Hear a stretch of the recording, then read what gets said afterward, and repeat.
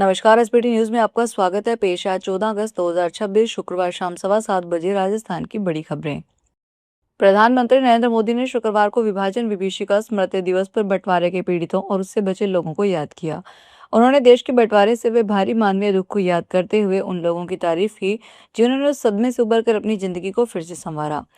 मोदी ने आज इस मौके पर कहा कि बंटवारे ने कई जिंदगियां तहस नहस कर दी, परिवारों को उखाड़ फेंका, अपनों को अलग कर दिया और बंटवारे के दोनों तरफ के लोगों को भारी दुख पहुंचाया। उन्होंने सोशल मीडिया पर एक पोस्ट में कहा, आज हम विभाजन विभीषिका स्मृति दिवस मना रहे हैं। हम उन सभी लोगों के साहस को याद करते हैं जो बंटवारे से प्रभावित हुए थे। भारत की अगली जनगणना सिर्फ घर घर जाकर नाम और उम्र पूछने तक सीमित नहीं रखने वाली है। जनगणना 2027 में पहली बार स्वतंत्र भारत में सामान्य जातियों की भी गिनती होगी। केंद्र सरकार ने आज शुक्रवार को जनगणना के दूसरे चरण के लिए 40 सवालों की पूरी सूची अधिसूचित कर दी है। इसमें जाति के साथ धर्म, मातृभाषा, शिक्षा, रोजगार और पलायन और परिवार से जुड़े सवाल होंगे। खास बात यह है कि लोगों से Aadhaar number, mobile number, voter ID, passport और ड्राइविंग लाइसेंस की उपलब्धता जैसी जानकारी भी पूछी जा सकती है। सबसे ज्यादा चर्चा सवाल नंबर 10 की हो रही है। इसमें पूछा जाएगा, अनुसूचित जाति, अनुसूचित जनजाति, जाति अधिकारियों के मुताबिक जाति के लिए कॉलम खुला रहेगा और व्यक्ति अपनी जाति जिस नाम से बताएगा उसे उसी रूप में दर्ज किया जाएगा। पाकिस्तान के प्रधानमंत्री शहबाज शरीफ ने सिंधु जल समझौते को लेकर भारत को एक बार फिर धमकी दी है। उन्होंने कहा कि पाकिस्तान के हिस्से के पानी पर कोई समझौता नहीं होगा। अगर उसे रोकने या कम करने की कोशिश हुई तो इसका मुंह तोड़ जवाब दिया जाएगा। प्रधानमंत्री शहबाज ने इस्लामाबाद के एक कार्यक्रम को संबोधित करते हुए कहा कि कश्मीर पर पाकिस्तान का रुख कभी नहीं बदलेगा। अपने भाषण में शहबाज ने एक बार फिर सेना प्रमुख फील्ड मार्शल आसिम मुनीर की तारीफ करते हुए हास्यास्पद दावा किया कि उनके नेतृत्व में पाकिस्तान ने भारत को हराया। कांग्रेस नेता राहुल गांधी को यूपी में दर्ज आपराधिक मानहानि के मामले में सुप्रीम कोर्ट से बड़ी राहत मिली है। अदालत ने शुक्रवार को इस मामले को रद्द कर दिया। इस निजी क्रिमिनल शिकायत में कांग्रेस सांसद पर वीडी सावरकर को बदनाम करके सांप्रदायिक अशांति फैलाने का आरोप लगाया गया था। दरअसल राहुल गांधी ने ट्रायल कोर्ट के उस समन आदेश को चुनौती दी थी जिसमें उन्हें आईपीसी की धारा 153 और 505 के तहत अपराधों के लिए ट्रायल का सामना करने को कहा गया था। इलाहाबाद हाईकोर्ट द्वारा कार्यवाही को रद्द करने से इनकार करने के बाद राहुल गांधी सुप्रीम कोर्ट पहुंचे थे।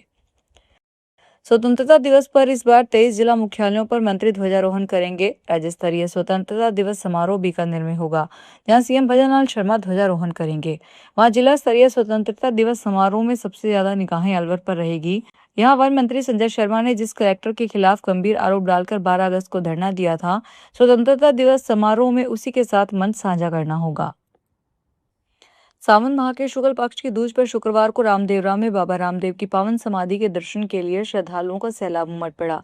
अल सुबह से ही समाधि स्थल के बाहर दर्शनार्थियों की लंबी कतारें लग गई। देश के विभिन्न राज्यों में बड़ी संख्या में श्रद्धालु पहुंचे। भीषण गर्मी के बावजूद उन्हें आस्था और उत्साह में कोई कमी नहीं दिखी। श्रद्धालुओं ने बाबा रामदेव की समाधि के दर्शन कर देश में सुख, समृद्धि, खुशहाली और शांति की कामना की। दूज पर उमड़ने वाली भारी भीड़ को देखते हुए मंदिर प्रशासन ने विशेष व्यवस्थाएं की है। अजमेर के कचहरी रोड पर स्थित राम सेतु एलिवेटेड ब्रिज के नीचे शुक्रवार को एक बड़ा सड़क हादसा हो गया।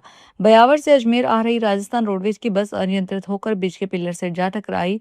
टक्कर इतनी जोरदार थी कि बस में सवार यात्रियों में चीख पुकार मच गई। हादसे में बस ड्राइवर सहित करीब 5 से 6 यात्री घायल हो गए। इसी दौरान बस के पीछे ठीक चल रही इलेक्ट्रिक स्कूटी भी संतुलन बिगड़ने से बस के पिछले हिस्से में जा घुसी। हादसे में स्कूटी चालक भी घायल हो गया। स्वतंत्रता दिवस के अवसर पर उदयपुर के केंद्रीय कारागृह में देशभक्ति और राष्ट्र प्रेम से सरोबार माहौल देखने को मिला। हर घर तिरंगा अभियान 2026 के तहत जेल परिसर में तिरंगा रैली का आयोजन किया गया। रैली में करीब 1100 बंदियों के साथ जेल अधिकारी और कर्मचारियों ने उत्साहपूर्वक भाग लिया। इस दौरान पूरा कारागृह परिसर राष्ट्रभक्ति के रंग में रंगा नजर आया। केंद्रीय कारागृह उदयपुर में आयोजित तिरंगा रैली का शुभारंभ जेल अधीक्षक राजपाल सिंह ने तिरंगा लहराकर किया। इसके बाद रैली पूरे कारागृह परिसर में निकाली गई। रैली में बड़ी संख्या में बंदी और जेल स्टाफ हाथों में राष्ट्रीय ध्वज लेकर शामिल हुए। गृह मंत्री अमित शाह के अलवर दौरे से ठीक पहले जिला प्रशासन और वकीलों के बीच चल रहा गतिरोध खत्म हो गया। पिछले 3 दिनों से चैम्बर निर्माण के लिए जमीन की मांग को लेकर उग्र प्रदर्शन कर रहे वकीलों को आखिरकार सफलता मिल गई है। केंद्रीय मंत्री भूपेंद्र यादव के साथ वार्ता के बाद तय हुआ कि वकीलों को चैम्बर के लिए पशुपालन विभाग के कार्यालय परिसर में 3.5 बीघा और कलेक्ट्रेट परिसर में 650 गज जमीन आवंटित की जाएगी। भरतपुर के रूपवास इलाके के जटमासी गांव स्थित राजकीय उच्च माध्यमिक विद्यालय के प्रिंसिपल का ट्रांसफर रुकने पर ग्रामीणों और बच्चों ने खुशी मनाई। प्रिंसिपल का बैंड बाजों के साथ स्वागत किया गया। ग्रामीणों और स्कूल के बच्चों ने प्रिंसिपल के ट्रांसफर पर नाराजगी जताई थी। अधिकारियों को ट्रांसफर रोकने के लिए शिकायत भी दी थी। शुक्रवार को नवीन लवानिया ने राजकीय उच्च माध्यमिक विद्यालय में प्रिंसिपल के पद पर ज्वाइन किया। नवीन लवानिया का ट्रांसफर रोकने में ग्रामीण और बच्चों ने सहयोग किया।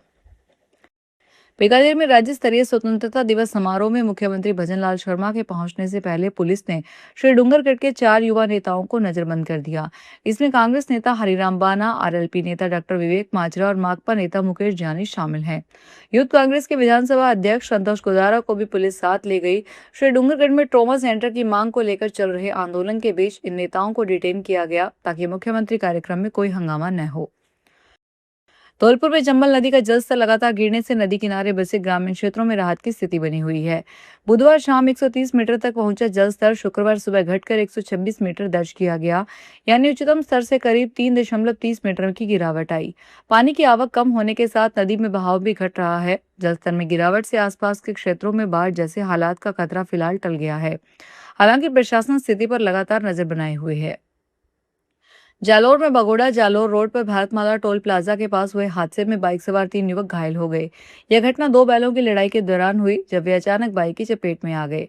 घायलों में सांगना निवासी सागर खां, इकराम खां और उनके अनेक अन्य इकराम खां शामिल है।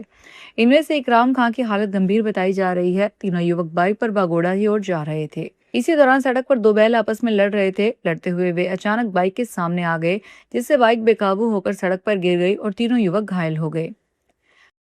हर घर तिरंगा अभियान 2026 के तहत जयपुर मेट्रो के मानसरोवर और छोटी चौपड़ मेट्रो स्टेशन पर मेट्रो कार्मिकों द्वारा रंगोली सजावट की गई। मेट्रो ट्रेनों के भीतर मौजूद पैनलों पर हर घर तिरंगा अभियान 2026 के विज्ञापन प्रदर्शित किए गए थे। साथ ही मेट्रो ट्रेनों पर अभियान की विशेष ब्रांडिंग की गई। मेट्रो प्रशासन द्वारा बड़ी चौपड़ मेट्रो स्टेशन पर यात्रियों व कार्मिकों हेतु देश प्रेम की भावना से प्रेरित सेल्फी पॉइंट बनाए गए हैं। जयपुर मेट्रो के अध्यक्ष और प्रबंध निदेशक वैभव गालरिया ने बताया कि वह हर घर तिरंगा अभियान 2026 के तहत कार्मिकों और भारतीय ध्वज वितरण कर समस्त कर्मचारियों को उसे अपने घर पर फहराने हेतु प्रेरित किया।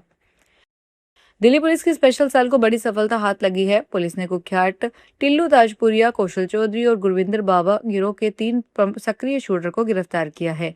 इनकी गिरफ्तारी से पुलिस ने दिल्ली एनसीआर और पंजाब क्षेत्र में रंगदारी के लिए होने वाली कई संभावित गोलीबारी की घटनाओं को समय रहते टाल दिया है।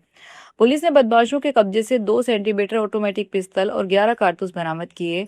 स्पेशल सेल के डीसीपी नरा चैतन्य के अनुसार पकड़े गए शूटर अमेरिका में मौजूद गुरविंदर उर्फ बाबा के सीधे निर्देशों पर काम कर रहे थे। फिलहाल इस बुलेटिन में इतना ही, फिर हाजिर होंगे बड़ी खबरों के साथ।